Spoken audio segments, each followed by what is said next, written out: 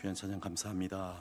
예수 그리스도의 그 크신 사랑, 그 사랑 때문에 우리가 이 자리에 있게 되는데, 그 사랑이 하여간 오늘 또 예배 가운데 느껴지는 복된 주일이 되기를 간절히 축원드립니다. 날씨가 춥지만 하여간 따스한 성도들 만나게 되니까 너무 감사한데, 우리 또 앞에 있는 분들과 이렇게 인사하겠습니다. 사랑하고 축복합니다. 그래요. 너무 감사하고, 어떤 그 아프리카 그 원주민 부락이 있는데, 거기서는 이제 우리가 보통 자녀들이 그 어른으로 이제 성장하기를 보통 우리도 원하잖아요. 그래서 이 소년들을 갖다 이제 어른을 성장하기 위해서 훈련을 하나 하게 되어지게 되는데, 그러니까 나름대로 특별한 의식을 행하게 되는 거죠. 그러니까 이 특별한 의식은 다른 게 아니라 깊은 숲 속에서 혼자 밤을 지새우게 하는 겁니다.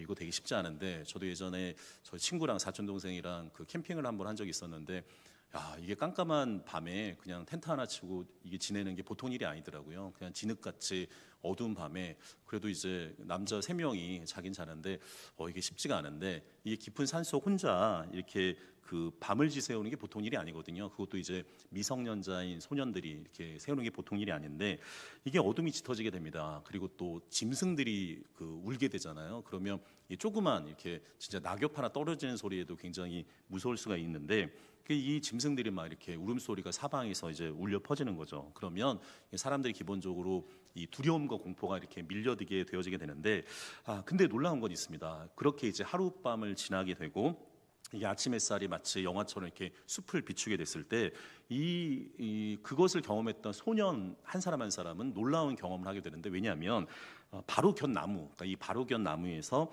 아버지가 밤새도록 이렇게 활을 쥐고 자신을 지키고 있다는 사실을 나중에 깨닫게 돼요. 여러분들, 그러면 어떤 감정이 들겠어요?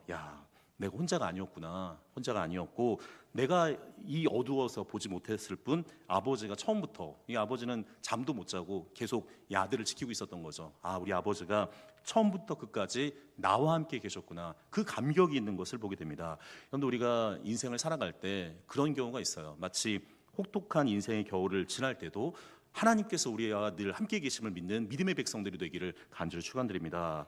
여러분들, 오늘 본문은 우리가 함께 하신 하나님, 우리가 이걸 임마누엘이라고 이야기해야 되는데, 그 구원의 이름, 예수가 임마누엘로 이 땅에 오신 것을 말씀해 주는 굉장히 소중한 본문이 되어지게 되는데, 우리가 그 마태복음을 한번 본 적이 있어요. 본 적이 있는데, 이 마태복음은 그 시작이 1장 1절에 보게 되면 아브라함과 다윗의 자손 예수 그리스도의 계보라고 시작해요. 그러니까 우리가 마태, 마가, 누가, 요한복음이 이제 4복음서가 되어지는데, 일전에도 말씀드렸지만 이 복음서는 이 쓴 그 독자가 있어요. 그러니까 이 독자층이 누구인자에 따라서 이제 이 주제가 달라지게 되는데, 특별히 마태의 이 책을 썼을 때 대상자가 있어요. 이 사람은 다른 사람들이 아니라 유대인들이거든요. 그러니까 유대인들에게 예수는 어떤 사람이냐면 왕으로 오신 예수 그리스도이길 원하는 거예요. 그래서 성경에 보게 되면 이 마태가 처음 쓸 때 그래서 이제 족보가 나오는 거예요. 그러니까 이 믿음의 조상 아브라함, 그리고 이스라엘의 가장 위대했던 그 다윗의 왕 후손이 예수 그리스도다. 그러면서 이제 계보가 나오게 되는데,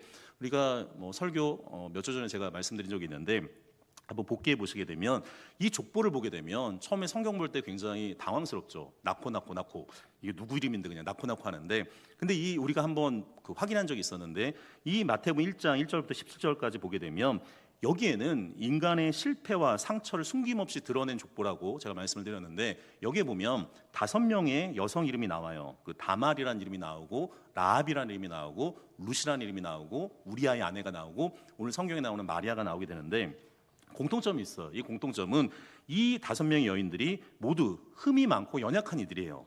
그럼에도 불구하고 하나님이 이들의 계보를 통해서 메시아의 길을 준비했다는 게 너무 중요한 사실이죠.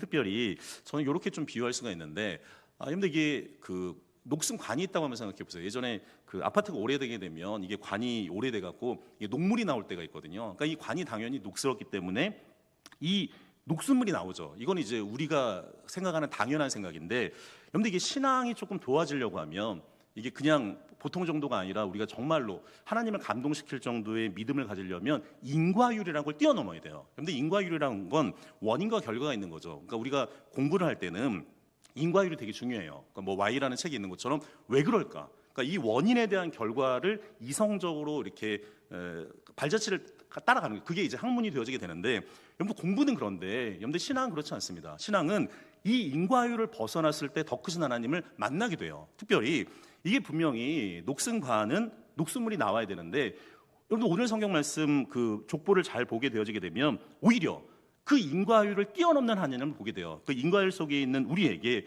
오히려 예수라는 생명의 무일이 이 인생의 관을 어떻게 하냐면 깨끗하게 만드는 거예요. 여러분들 이게 놀라운 거죠. 이게 인간이 보기에는 기적이지만 하나님의 관점에서 보면 은혜예요. 특별히 그 이름을 통해서 우리에게 하나님의 놀라운 은혜를 베풀어 주시는 것을 보게 돼요.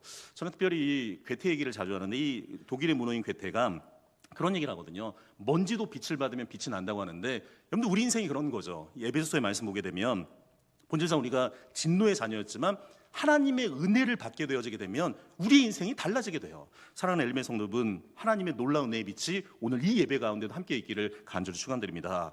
오늘 말씀은 이렇게 시작하는데, 오늘 18절과 19절에 있는 말씀 연이어서 읽겠습니다. 예수 그리스도의 나심은 이러하니라. 그의 어머니 마리아가 요셉과 약혼하고 동거하기 전에 성령으로 잉태된 것이 나타났더니, 그의 남편 요셉은 의로운 사람이라 그를 드러내지 아니하고 가만히 끊고자 하여.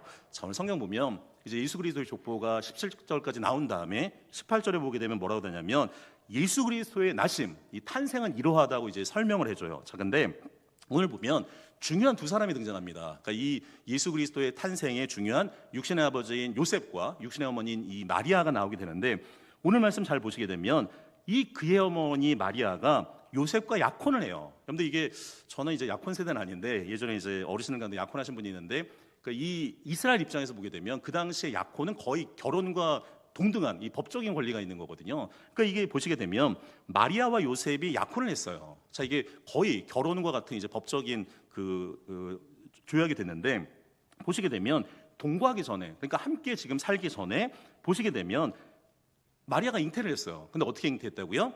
성령으로 잉태한 게 나타난 거예요. 그러니까 이걸 이제 요셉이 알게 됐는데, 여러분들 우리가 이제 성경을 받고 우리가 그리스도인이니까 이게 별 무리 없이 가게 되지만, 요셉 입장에서 보게 되면 이거 너무 당황스러운 거거든요.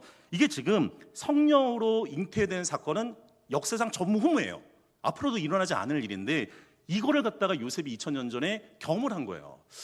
요셉 입장에서는 당황스럽죠. 지금 약혼했는데 나랑 지금 동거하지도 않았는데 아이를 뱄다? 자, 그래서 오늘 성경 보시게 되면 19절에 보게 되면 뭐라고 하냐면, 그의 남편 요셉은 의로운 사람이라고 얘기해요. 자, 왜 의로운 사람이냐면 그 다음 말씀을 잘 봐야 되는데, 그는 이제 마리아를 얘기해요. 이 마리아를 드러내지 아니하고 가만히 끊고자 한다고 하는데, 여러분들 이 한 줄에는 굉장히 많은 그 이야기들이 함축되어져 있는데, 여러분들 이게 율법대로 이야기하면 그 당시가 이제 가부장적 사회이기 때문에 지금 이 마리아가 지금 누구한테 난 아이인지 모르는 거잖아요. 그렇기 때문에 이게 지금 그 약혼한 요셉 입장에서 보게 되면 이건 그 당시 문화로 보면, 법으로 보면 고발할 수 있어요. 그러면 지금 이 마리아가 어떻게 되냐면, 그 당시 엄중한 율법의 형벌 중에는 어떤 게 있냐면 돌로 맞아 죽을 수도 있어요. 근데 이제 요셉이 오늘 성경 말씀 잘 보시게 되면 드러내지 않고 가만히 끊고자 했다고 얘기하는 건 지금 이 마리아를 갖다가 보호하는 거죠. 그냥 조용히 여기서 관계를 끊으면 이게 드러나 버리게 되면 마리아가 위험해질 수 있으니까 그냥 이 마리아의 어떤 수치와 모멸을 벗어나게 해주려고 배려하는 거예요. 그러니까 어떻게 보면 사랑의 결단이 되어지게 되는데, 자, 오늘 성경 보시게 되면 요셉이 이 일을 고민할 때 주의 사자가 이제 꿈에 나타나게 되는데, 우리가 세 가지 정도 묵상하려고 하는데, 이 첫 번째가 예수는 죄에서 우리를 구원하실 이름이다. 그러니까 이 내용이 여기서 나오게 돼요. 자, 오늘 성경 말씀 20절과 21절에 있는 말씀 연이어서 읽겠습니다. 이 일을 생각할 때에 주의 사자가 현몽하여 이르되, 다윗의 자손 요셉아, 내 아내 마리아 데려오기를 무서워하지 말라. 그에게 잉태된 자는 성령으로 된 것이라. 아들을 낳으리니 이름을 예수라 하라. 이는 그가 자기 백성을 그들의 죄에서 구원할 자심이라 하니라. 아멘. 자, 성경 보시면 이 일을 생각할 때, 그러니까 이 의로운 사람 요셉이 저 마리아가 누구 얘기인지 모르겠는데 그냥 내가 조용히 여기서 끊어버려야겠다, 이제 이렇게 생각을 한 거죠. 그리고 마리아는 그냥 뭐 율법적으로 해갖고 돌 맞지 않도록 그렇게 이제 조용히 생각하고 있을 그때예요. 자, 그때가 되는데 오늘 말씀 보면 주의 사자가 나타나게 됩니다. 그 전에 이제 마리아한테도 나타났어요. 이 마리아도 이 처녀였는데 이 마리아에게 그런 얘기를 하잖아요. 너에게 성령으로 이제 잉태하게 됐을 때 이 마리아가 뭐라고 하냐면, 주여 주 앞에 저는 계집종이오니 주의 말씀대로 하시옵소서. 그러면서 결단하면서 이제 아이를 이제 성령을 통해서 잉태되어지는 그 상황이었는데 요셉에게도 주의 천사가 나타나요. 그러면서 뭐라고 얘기하냐면 다윗의 자손 요셉이라고 이야기해요. 이 다윗의 자손 요셉아, 특별히 이게 되게 중요한 이유가 하나님께서 이 다윗에게 영원한 언약을 맺어줬는데 그 영원한 언약의 결정체가 예수 그리스도예요. 그래서 오늘 성경 보면 다윗의 자손 요셉아, 네 아내 마리아 데려오기를 뭐라고 얘기해요? 무서워하지 말라고 얘기해요. 그러면서 이 요셉의 오해를 풀어주는 거죠. 그에게 잉태된 자는 누구에게 된 거라고요? 성령으로 된 것이라. 자, 그러면서 오늘 성경 21절 말씀 우리 다시 한번 읽으면 좋겠는데 21절입니다. 아들을 낳으리니 이름을 예수라라. 이는 그가 자기 백성을 그들의 죄에서 구원할 자이심이라 하니라. 아멘.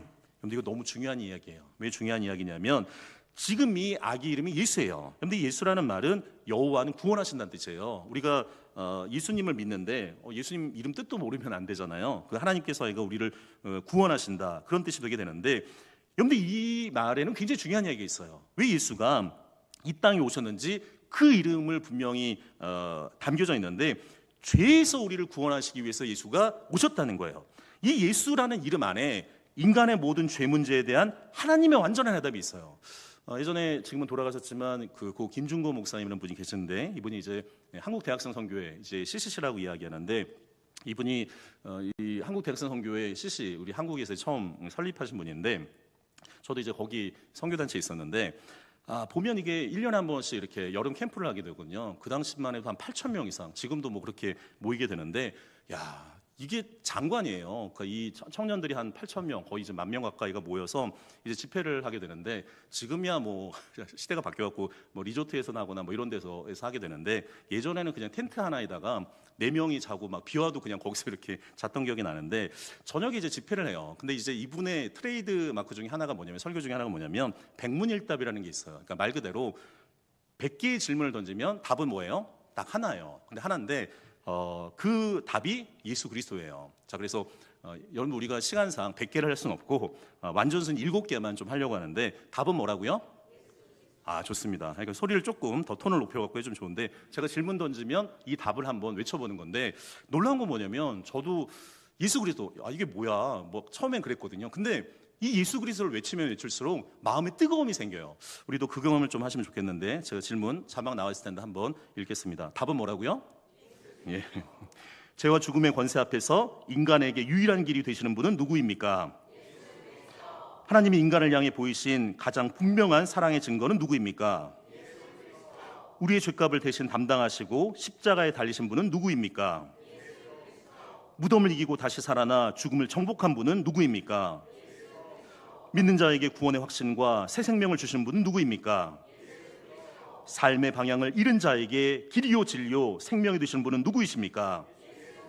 그런데 마지막 질문이 중요해요. 정말 큰 목소리로 한번 하면 좋겠는데, 오늘 내 인생의 주인으로 고백하고 의지할 분은 누구입니까? 여러분들 이 예수 그리스도의 능력의 이름이 있기를 간절히 소망합니다.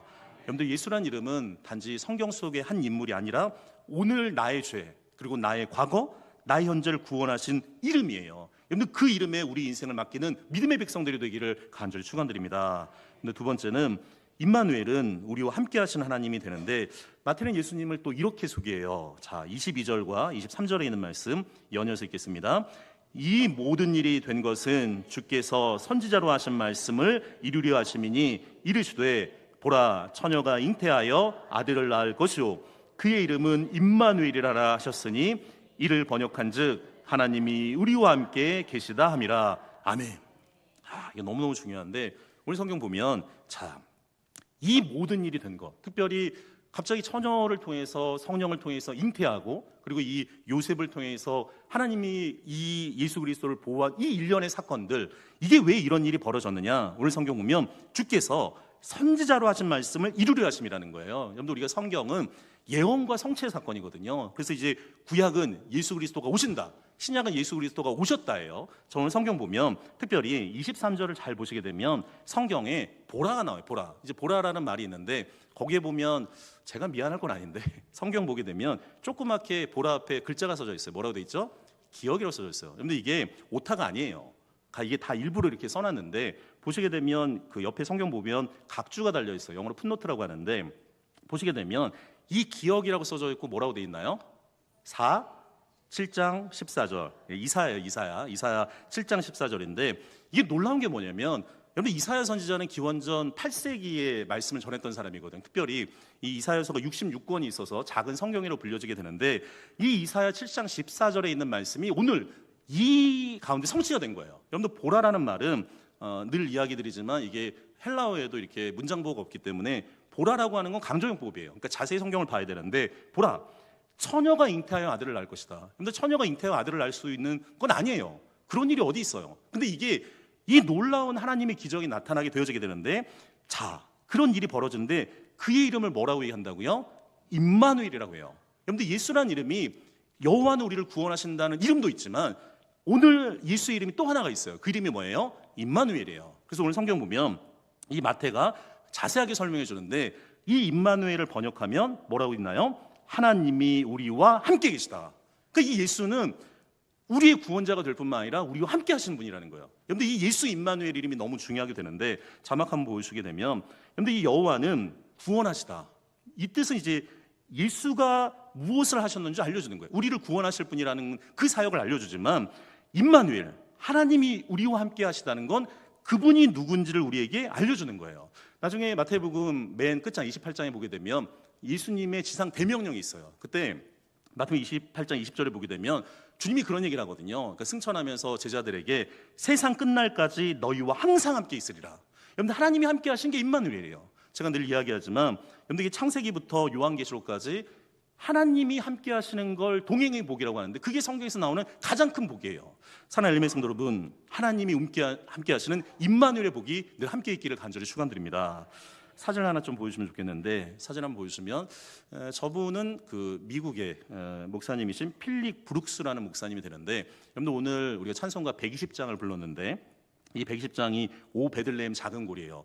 갑자기 목사님 2월달 첫날인데 이게 성탄 주간도 아닌데 왜 이 찬양 불렀을까? 그렇게 혹시 생각하실 분이 있는데 다 이유가 있어요. 그럼 내려주셔도 좋고 이분은 그 우리가 잘 알고 있는 하버드 대학교 출신입니다. 이 하버드 대학교를 졸업한 다음에 이 필라델피아에서 이제 소명을 받고 이제 목회를 시작하게 돼요. 특별히 이분이 19세기 사람이었기 때문에 미국에 이제 그 남북 전쟁이 일어나게 되거든요. 이 남북 전쟁 시기에 이제 미국이 북부와 남부로 좀 갈라지게 되는데 특별히 북부는 이제 노예방을 얘기했던 분들이 이제 있었던 곳인데 이분이 이제 흑인의 인권을 위해서 굉장히 애썼던 사람이에요. 성경에 보게 되면 이게 지금 노예 제도가 성경에 있지 않거든요. 근데 그걸 갖다 이제 영국의 어떤 성공의 사람들, 그러니까 이 영국이 노예 무역으로 거의 그 재정의 3분의 1을 채웠기 때문에 하여간 이 성경을 잘못 해석해갖고 이 노예 제도를 옹호하는 사람도 있었는데 이 필립 브룩스 목사님 그거 아니라는 거예요. 어떻게 하나님이 인간의 얼굴 색깔 가지고 그렇게 차별을 줄 수 있느냐? 그건 아닌 거죠. 그래서 그렇게 그 인종차별에 대해서 강하게 반대했을 뿐만 아니라 그러면서 이제 정직하게 그 목회를 했던 분인데 이분한테도 개인적인 위기가 오게 됩니다. 그러니까 사랑하는 동생이 있었는데 이 사랑하는 동생이 병으로 세상을 떠나게 돼요. 그리고 이제 미국이 이제 남북 전쟁을 하게 되면서 잘 알고 있는 것처럼 북부가 이제 승리하게 되면서 이제 미국이 이제 하나가 되어지게 되는데 그때 하여간 중요한 인물이 링컨이죠. 그러니까 미국 워싱턴에 가보면 그 링컨 기념관이 있는데 마치 이제 그리스 파르테논 신전처럼 만들어 놓고 이제 링컨이 이렇게 앉아 있는 모습 보는데 그만큼 링컨이 미국에서는 중요해요. 왜냐하면 만약에 남북전쟁 때 미국이 북부와 남부로 갈라졌다면 지금처럼 세계 최강국이 되지는 않았을 거예요. 그리고 흑인들은 계속적으로 이렇게 노예 제도가 있게 되기 때문에 링컨이 하여간 그 사회 통합과 그리고 지금의 미국을 만들었기 때문에 오늘날도 가장 존경받는 사람이 링컨이 되어지게 되는데 근데 이제 링컨은 안타깝게 죽습니다. 나중에 극장에서 갑자기 이제 암살자에 의해서 죽게 되는데 이 브룩스 목사님은 되게 이 링컨을 좋아했었거든요. 이게 동생도 병으로 세상을 떠나게 되고 그리고 이 남북 전쟁 끝난 다음에 미국이 뭔가 발전할 줄 알았는데 갑자기 이제 링컨 대통령이 암살당하게 되니까 이 마음이 너무 힘든 거예요. 그러니까 여러 가지가 이제 지쳐서 이분이 이제 잠시 안식년을 갖게 됩니다. 그러면서 이제 유럽과 이스라엘을 이제 방문하게 되는데 그런데 이 예수님이 이스라엘 베들레헴에서 태어나게 됐잖아요. 그때 마침 이분이 이 베들레헴의 성탄 주간에 있게 돼요. 자 그러면서 조용히 마음을 묵상하던 중에 그 예수 그리스도를 다시 한번 기억하는 거죠. 그러면서 조용히 작사를 하게 됩니다. 찬송시를 하나 짓게 되는데 그게 우리가 오늘 불렀던 오 베들레헴 작은 고리예요. 작은 골인데 1868년 이 성탄절 주일학교 축하 예배 때 이 찬송시가 처음으로 이제 불려지게 되는데, 야, 이게 보게 되면 벌써 하여간 뭐 거의 100년이 넘어갔죠. 100년이 넘어가는 곡인데, 특별히 4절 가사를 우리가 다시 한번 묵상하면 좋겠는데, 4절 가사 보여주시면 제가 한번 읽겠는데, 자, 뭐라고 되냐면 이 제목이 오 베들레헴 작은 골이잖아요. 여러분들, 우리가 지금 베들레헴 하면 예수님이 태어나신 곳이시기 때문에 되게 유명하지만, 그 당시에는 이 베들레헴은 정말 작은 시골이에요. 여러분들, 이게 이스라엘이 그 당시 로마의 압제하에 식민지였고, 이 이스라엘의 그나마 수도가 이제 예루살렘이었는데, 베들레헴은 정말 듣지도 못하던 동네거든요. 물론 이제 예언자들이 예언을 했긴 했지만 그 당시에는 잘 알지 못하던 동네였어요. 그 베들레헴 작은 골에서 예수님이 태어나시죠. 그래서 이 4절에 이렇게 돼 있는데, 오 베들레헴 예수님 내 마음에 오십시오. 우리가 예수가 구원자가 되는데 그 구원자인 예수님이 내 마음에 와주시고, 그래서 오늘 성경 보면 내 죄를 모두 사하고 뭐 해달라고 해요? 늘 함께 하소서. 그리고 저 천사들의 소식 나 기뻐드리니, 마리아와 요셉에게 들려졌던 그 기쁨의 소식이 나에게도 들려지기를 소망하는 거죠. 그러면서 저는 이 가사가 되게 마음에 와닿는데, 뭐라고 되어 있나요? 오 임마누엘 주 예수 내 마음에 오소서. 하나님이 우리와 함께 하시는 그분이, 그 예수 그리스도가 여러분들 오늘 이 시간에 우리의 마음에 오기를 간절히 축원드립니다. 전쟁과 그리고 인간의 사악함 속에서 지쳐있던 이 필립 브룩스 목사님이 본인이 이 가사를 쓰면서 은혜를 받아요. 이 베들레헴 작은 골에서 우리의 구원자가 나시게 됐고, 그 임마누엘 예수님이 오늘도 나와 함께 하시는구나. 그게 너무너무 큰 위로가 되어지게 돼요. 우리가 아까 전에 예화 들었던 밤새도록 아들을 지키던 숲속의 아버지처럼 예수님도 우리의 곁을 떠나지 않으시는 거죠. 사랑하는 엘메 성도 여러분, 혹시 지치고 힘들고 곤란하고 어려운 상황 속에 있는 분들, 하나님이 늘 임마누엘, 우리와 함께 계심을 믿는 믿음의 백성들이 되기를 간절히 축원드립니다. 오늘 세 번째, 예수 임마누엘은 순종으로 완성되는 것을 보게 되는데, 오늘 성경 말씀 24절과 25절에 있는 말씀 이어서 읽겠습니다. 요셉이 잠에서 깨어 일어나 주의 사자의 분부대로 행하여 그의 아내를 데려왔으나요 아들을 낳기까지 동침하지 아니하더니 나음의 이름을 예수라 하니라. 아멘. 자, 오늘 성경 보면, 근데 이 예수 임마누엘 사건은 요셉의 순종, 마리아의 순종을 통해서 완성되는 것을 보게 되는데, 여러분들 한번 요셉 입장에서 한번 생각해 보세요. 얼마나, 이게 지금 우리가 성경 이제 금방 읽었기 때문에 그냥 지나가는 것처럼 보이지만, 요셉 입장에서 보게 되면 너무 고민되는 일이지 않았겠어요? 내가 사랑하는 마리아와 약혼했는데 마리아가 갑자기 막 배가 불러오고, 근데 내 얘기는 아닌데 이게 어떤 일인가 고민하던 중에 그냥 이 마리아하고 이제 관계를 끊어야겠다 이러고 있는데, 갑자기 천사가 나타나서 예언을 해주잖아요. 근데 이게 놀라운 게 뭐냐면, 여러분들 우리가 복이 있어요. 이 복 중에 큰 복이 뭐냐면, 우리의 삶 가운데 매 순간순간마다 하나님의 말씀이 들려지는 거예요. 근데 이 요셉이 의로운 사람이기 때문에 하나님의 말씀이 들려지는데, 문제는 여러분들 우리가 하나님의 말씀을 들을 수는 있어요. 근데 중요한 건, 이게 사람이 이제 말씀을 듣긴 하는데 달라지는 경우가 있는데, 그게 왜 달라지냐면 그 말씀을 순종하는 사람과 순종하지 않는 사람이 있어요. 자, 오늘 보시게 되면 요셉은 세 가지를 순종해요. 자, 보세요. 요셉이 잠에서 깨어 일어났어요. 자, 그러면서 이상한 꿈이다 이러고 했으면 아무런 역사가 안 일어났을 거예요. 자, 근데 이 요셉이 하나님의 말씀을 마음에 새겨요. 그리고 그 말씀을 순종해요. 자, 오늘 말씀 보세요. 첫 번째가 어떻게 하냐면, 주의 사자의 분부대로 행해서 누구를 데리고 와요? 그의 아내 마리아를 데리고 와요. 첫 번째, 순종하는 거죠. 그리고 두 번째, 아들을 낳기까지 어떻게 해요? 동침하지 않아요. 그런데 이게 사랑하는 사람 늘 옆에 있는데 마음이 들 수도 있는데도 불구하고, 아니야, 아들을 낳기까지 동침하지 않는 거 쉽지 않은 건데 순종해요. 그리고 세 번째, 어떻게 하냐면 아이를 낳았어요. 그 이름을 뭐라고 지으라고 했죠? 예수라고 졌는데, 여러분들 이게 아빠 엄마는 그런 거 있잖아요. 내가 이름 짓고 싶은 마음이 들잖아요. 근데 이 요셉은 어떻게 하냐면 예수라는 이름을 지라고 얘기해서 그 말에 순종해요. 결국에는 이 마리아와 요셉의 배려 속에서 메시아를 낳는 복을 누리게 되고, 요셉은 순종을 통해서 위대한 구원사역에 동참하게 돼요. 그래서 하나님의 구원 계획을 완성하는 통로가 되는 것을 보게 됩니다. 사랑하는 엘메 성도 여러분, 우리가 인생의 어둠 속에서 혼자라고 느낄 때가 많이 있어요. 정말로 이렇게 나만 아는 고민들이 있거든요. 그러니까 결혼을 하고 옆에 남편과 아내가 있지만 나 혼자만 이렇게 알고 있는 그런 고민들이 있어요. 마음이 막 쓸쓸할 때도 있고, 마치 어두운 터널을 지나는 것처럼 내가 인생이 혼자라고 느껴질 때가 있을 때가 있는데, 그리고 또 그럴 때도 있죠. 하나님이 지금 내 인생 가운데 무슨 뜻이 있는지 그 뜻을 이해하지 못할 때도 있고, 길이 있는데 이 길이 어떤 길인지를 모르고 답답할 때가 있어요. 절망스러울 때가 있어요. 그때 우리가 이사야서 말씀을 다시 한번 묵상하면 좋겠는데, 성경 말씀 이사야서 41장 10절에 있는 말씀 자막으로 나와 있는데 같이 한 목소리 읽겠습니다. 두려워하지 말라, 내가 너와 함께함이라. 놀라지 말라, 나는 내 하나님이 됨이라. 내가 너를 굳세게 하리라. 참으로 너를 도와주리라. 참으로 나의 의로운 오른손으로 너를 붙들리라. 아멘. 이사야 선지자가 그렇게 이야기합니다. 그런데 우리가 인생 살아가다 보면 두려워할 때가 있어요. 그러니까 심리학적으로 보게 되면 이게 두려움은 실체가 없거든요. 근데 인간이 영적인 존재여 갖고 두려움을 만들어요. 이 두려움을 만드는데 어떤 사람들은 이 두려움을 눈덩이처럼 만들어요. 그 눈덩이처럼 본인이 그 조그만 건데 이 두려움을 만들어 갖고 눈덩이 이상으로 만들어요. 그래서 그 눈덩이 속에서 본인 스스로 짓눌리는 사람들이 있어요. 오늘 이사야는 그렇게 얘기합니다. 두려워하지 말라고. 왜요? 이유가 있어요. 내가 너와 함께함이라. 그런데 이게 뭐예요? 임마누엘이에요.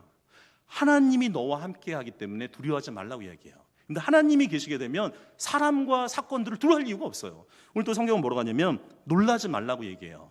왜 그래요? 나는 내 하나님이라는 거예요. 여러분들 인생의 주어가 내가 되어지게 되면 늘 놀라게 되죠. 그러나 인생의 주어가 하나님이 되어지게 되면 놀라는 게 아니에요. 오히려 담대해지는 거예요.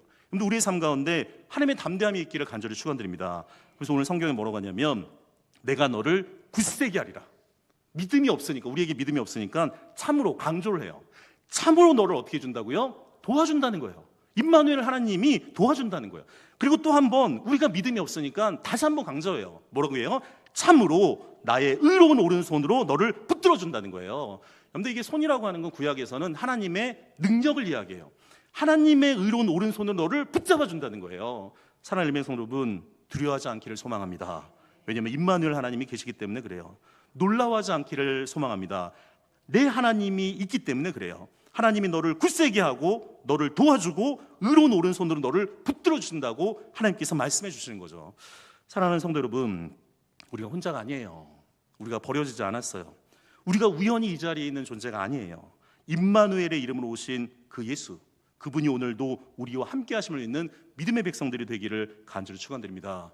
예수 구원자, 우리가 오른손에는 예수 구원자 이름을 붙들고 임마누엘 우리 함께 하시는 그 예수의 이름을 붙들고 나아가는 믿음의 백성들, 그 백성들이 엘림의 성도들이 되기를 간절히 축원드립니다. 기도하겠습니다. 하나님 아버지, 우리의 연약함과 이해할 수 없는 상황 속에서도 구원의 이름 예수 그리스도, 우리와 함께 하시는 임마누엘의 은혜가 우리 가운데 함께 할 수 있도록 도와주옵기를 간절히 기도드리옵나이다. 인생의 습속에서 주님, 우리가 홀로 남겨진 것처럼 느낄 때도 우리를 떠나지 않으시는 눈동자와 같이 함께 하시는 그 임마누엘의 은혜를 믿게 하여 주옵소서. 요셉처럼 사람의 시선보다 하나님의 말씀을 더 두려워하게 하시고 순종으로 주의 구원의 역사에 동참하는 성도들이 되게 하여 주옵소서. 오늘도 예수 임마누엘의 이름을 붙들고 두려움보다 믿음으로 살아가게 하여 주옵소서. 예수 그리스도 이름으로 기도드리옵나이다. 아멘. 이제는 우리를 죄에서 구원하신 우리 주 예수 그리스도의 은혜와 독생자를 보내신 하나님 아버지의 크신 사랑과 어둠 밤에도 우리를 떠나지 않으시는 성령의 교통하심이 임마누엘의 복을 붙들고 순종의 길을 걷는 우리 사랑하는 엘림의 모든 성도들 위해 이제부터 영원토록 함께 있기를 간절히 축원드리옵나이다. 아멘.